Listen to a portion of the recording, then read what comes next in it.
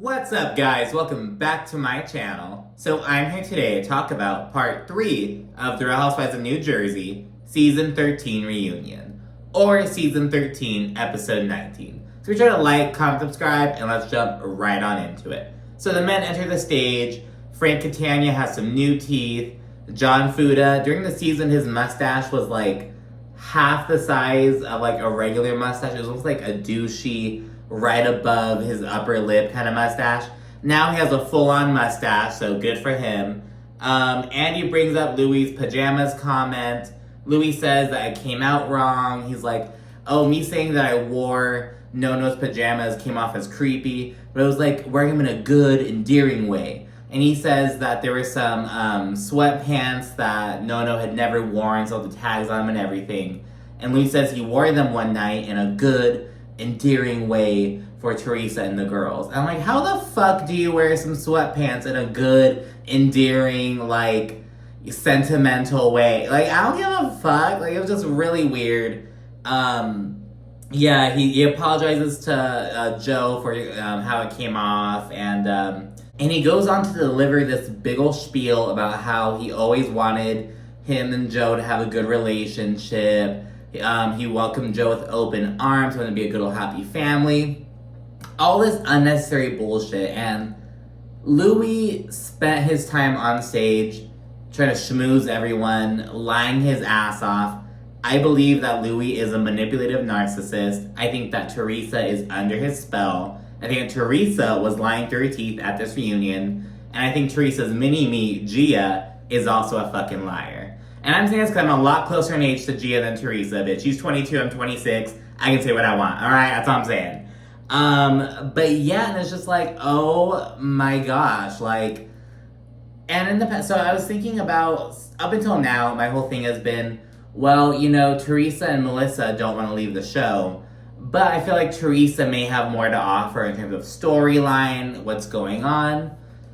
Louis is a problem, though, and I don't think that production, like, I feel like production is very much aware that Louis is kind of a problem, you know what I mean? Like, and with just some of the editing around Teresa, and even Gia as well, like, I think they know something's fishy going on, so, I don't know, I've been saying, like, you know, the only way you can see Melissa staying on the show and Teresa leaving is if Teresa gets, like, a spin-off. But I was like, well, you know, maybe they'll let Teresa stay on the show, let Melissa, like, go for a little bit. I don't know. I think Melissa and Joe... Oh, but just Melissa's so bad with storylines, though. Like, it's gonna be made up and contrived. You know what I mean? It's like, I really do not want to see Teresa and Louis on the screen. I'm not gonna be one of those bitches that's like, I will stop watching! Like, no, you know, it's still gonna be along for the fucking ride, but...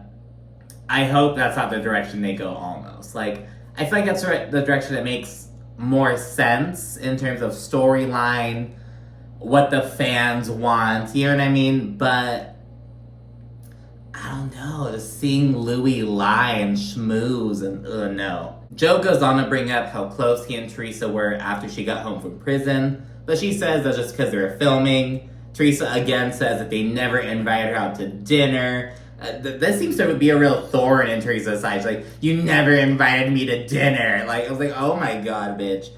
Joe and Melissa say that Teresa was, like, single, living it up. Like, we would go with couples. Like, what the hell? So, just casting back and forth about that. After Melissa chimes in, Teresa says that she doesn't want to talk to Melissa. She yells at her to shut the fuck up. And there's some hella back and forth.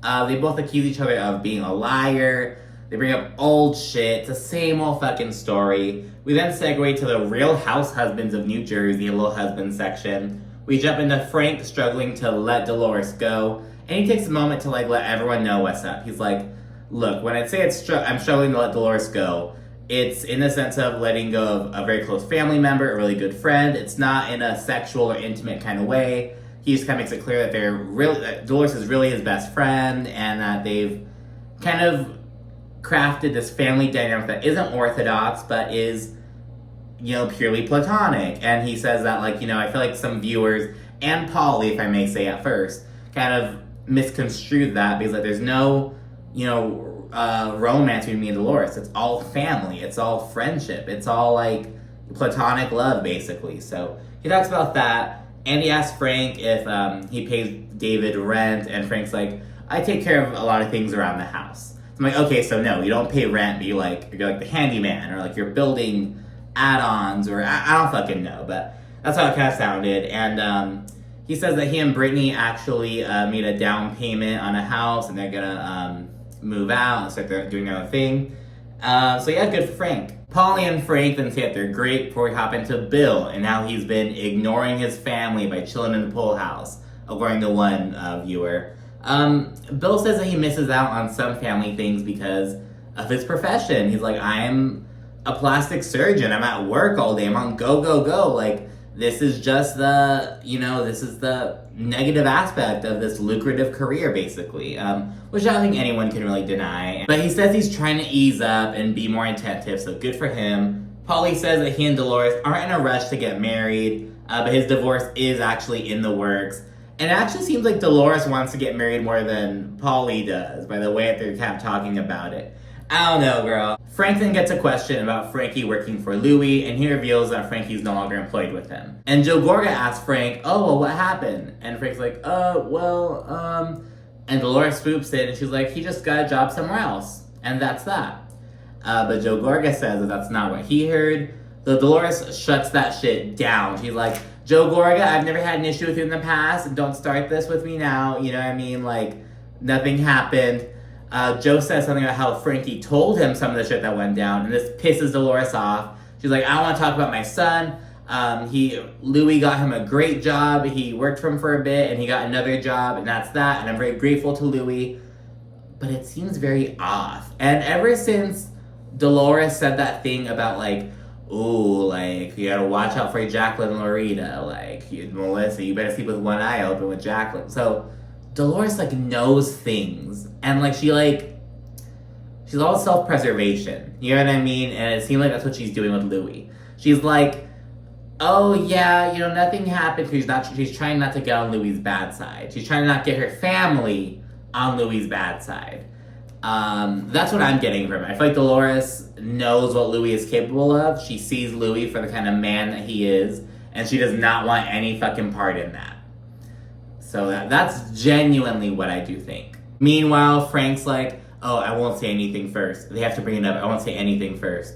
So Frank is really struggling with this right now, it seems. It's hella awkward between Joe, Dolores, and Frank and Louis at this point. And John Fuda chimes in, and he's like, I've got a question. I want to ask Teresa and Louis why he brought the mother of my son into this and had her investigated. And he brings up how, I guess she's still incarcerated. And, he found out that a private investigator reached out to her. And because of some of the people who John Fuda knows, because he knows some subcontractors who work for Bo Dietl. And he found out that the PI is connected to Bo Dietl. And, at first, Louis and Teresa are like, what? I never had her investigated, blah, blah, blah.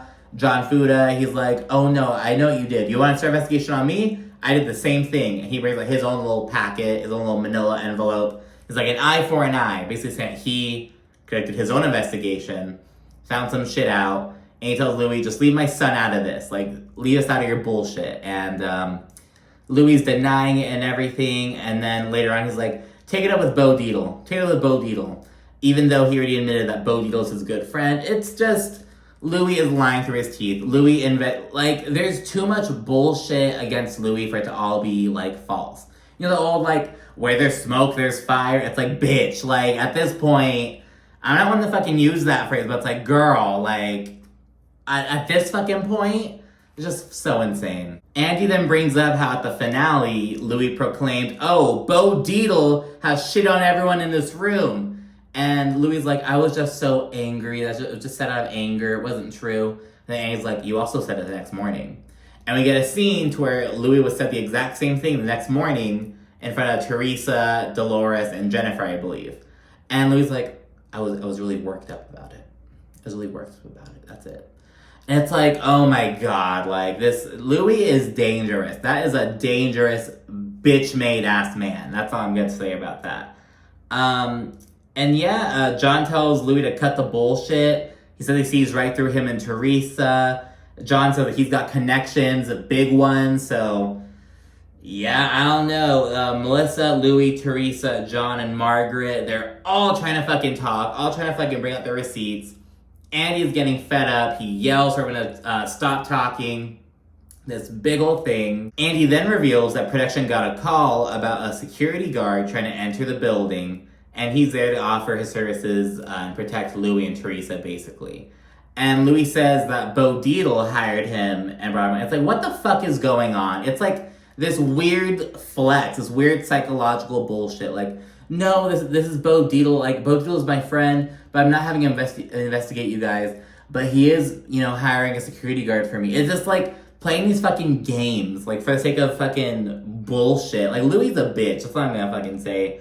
Louis says that he and Teresa got death threats. Like, we got death threats. And that's another thing. When Louis is saying shit, he'll like put this puppy dog ass face. We got death threats. Like, I don't know. Louis, oh my god. That's why he's so good in business. He's like a sleazeball.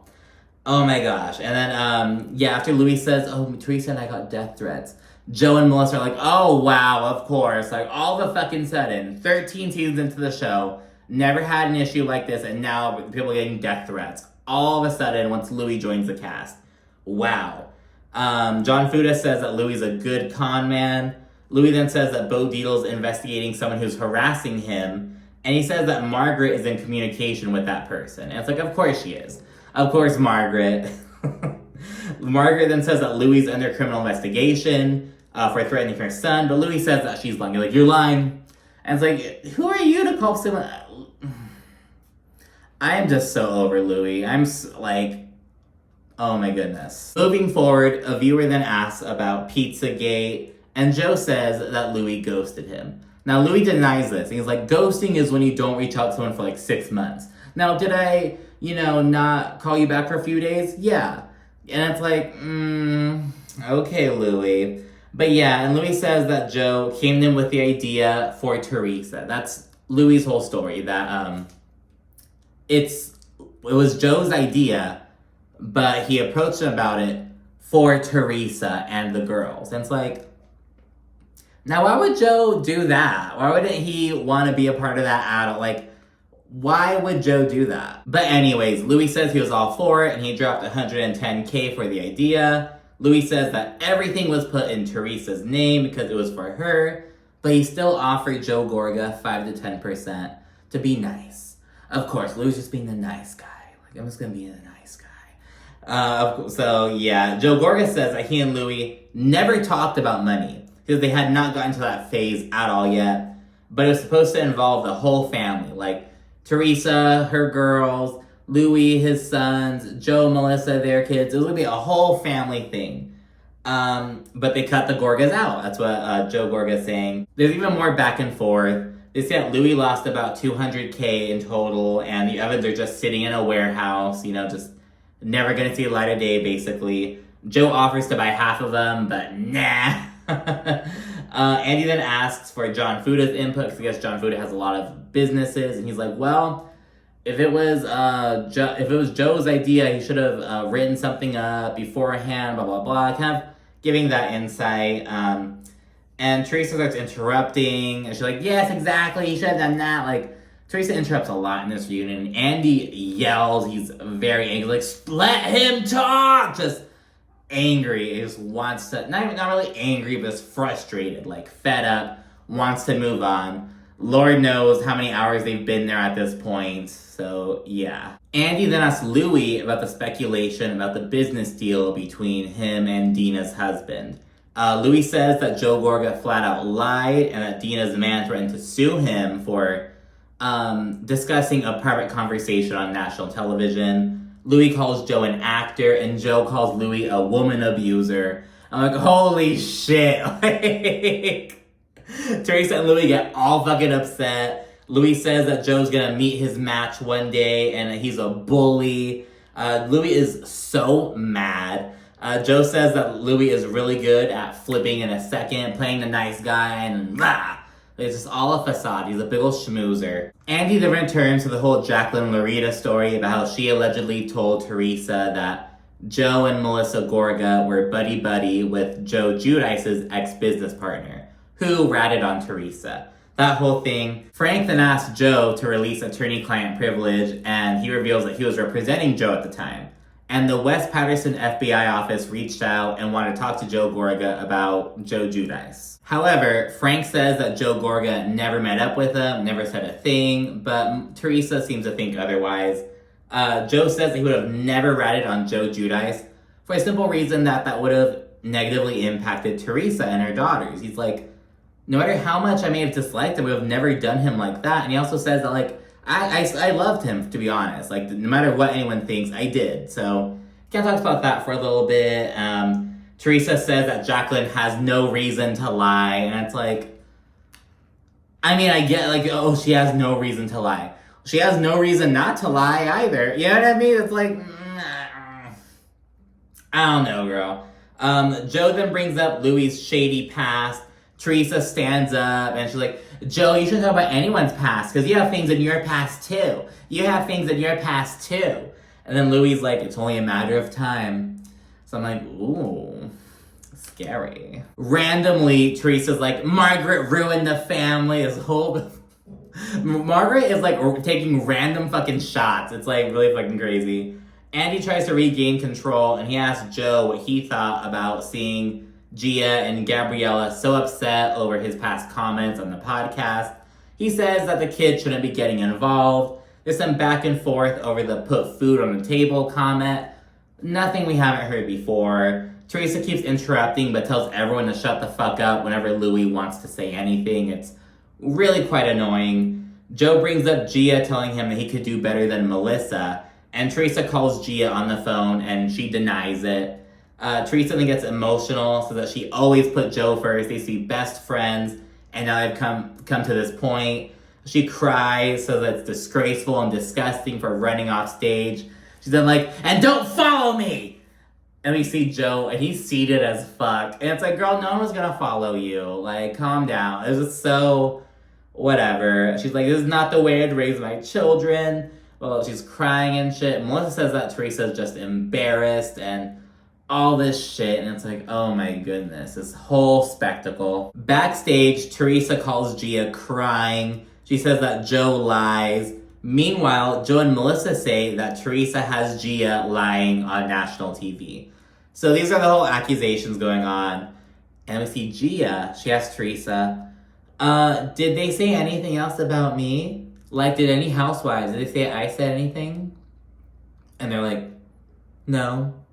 And I'm like, what a weird question, Gia. What a weird question. Did any housewives say that I said anything?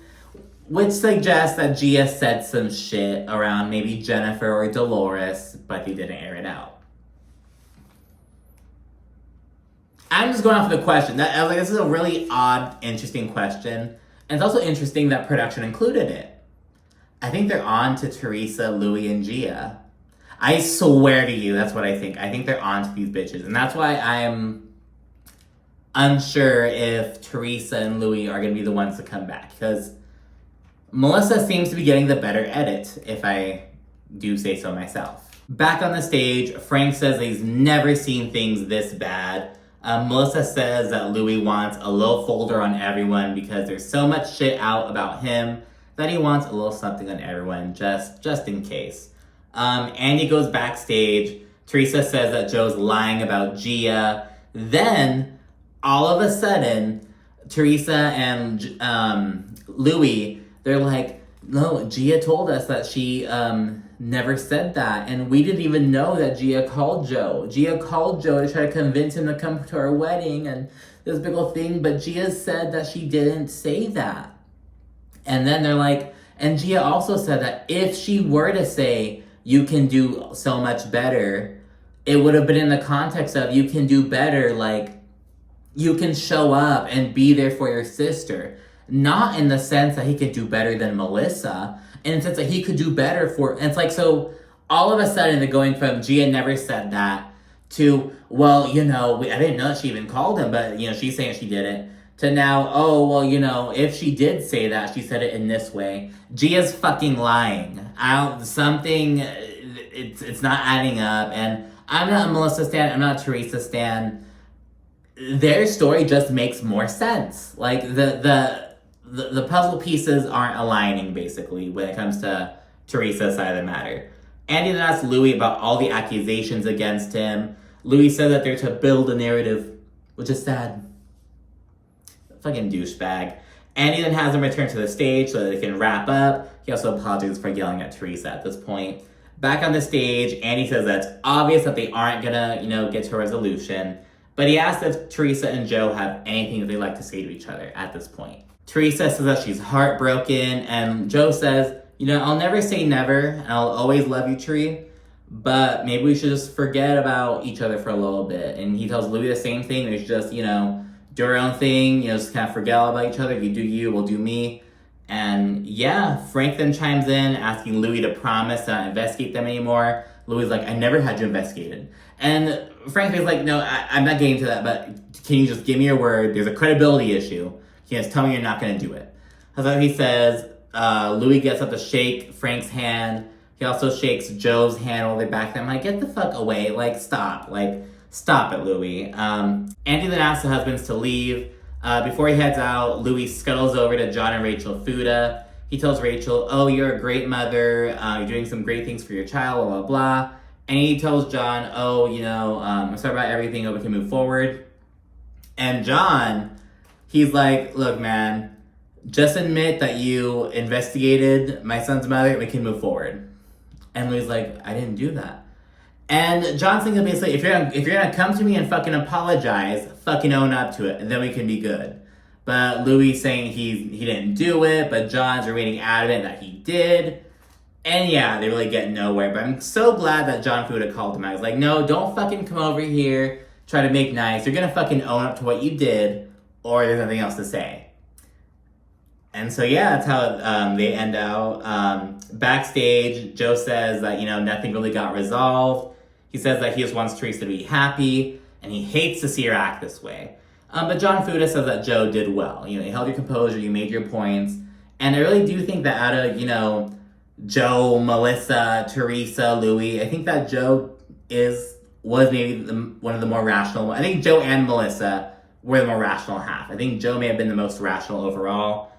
I don't know. And then on stage, Dolores says that nothing really got resolved, and it's time for them to part ways and just take a break from the toxicity. Andy then asks Danielle if seeing how, Joe and Teresa fell out is inspiring her to kind of fix her relationship with her brother. She sounds unsure and scared though, so I'm excited to see what she wound up doing. Jennifer says that they'll have more fun as friends. That's why they enjoyed the Ireland trip so much, and she's over all the Arsenal bullshit. Jennifer and Margaret say that they're open to moving forward with each other. Margaret then says that, unlike Danielle, she doesn't harbor any negative energy towards her. But Danielle's like, I don't have any negative energy towards you. It's all in your head and made up. So they kind of agree to make up. Not really, but kind of. They basically agree that they don't really have an issue. Rachel reiterates that she's open to starting fresh with Danielle next season. Andy then pivots to Teresa and Melissa. He says that they're more honest about their feelings against each other this season, but they still manage to coexist. And Teresa says, oh, that's only because I was getting married and wanted to keep the peace. She says that she kept trying to make things better and to keep the peace, but Melissa just never let her. Teresa's just continuing to fucking paint Melissa as the villain and, play victim, all that bullshit. Melissa says that Teresa's hate is clear, and she plans to just go with the flow with whatever Joe and Teresa decide to do. She's like, I'm just here for the ride. I'm here to support my husband and what he decides to do, and that's that. Then Andy closes out with some Irish whiskey and pizza, and that's New Jersey. So, yeah, and I feel like there will be a good-sized gap between, before the next season while they kind of sort everything out, figure out whether they're going to bring back Melissa or Teresa, what they're going to, yeah. But anyways, thanks so much for watching. Be sure to like, comment, subscribe, and stay tuned for more. Thanks again. Bye.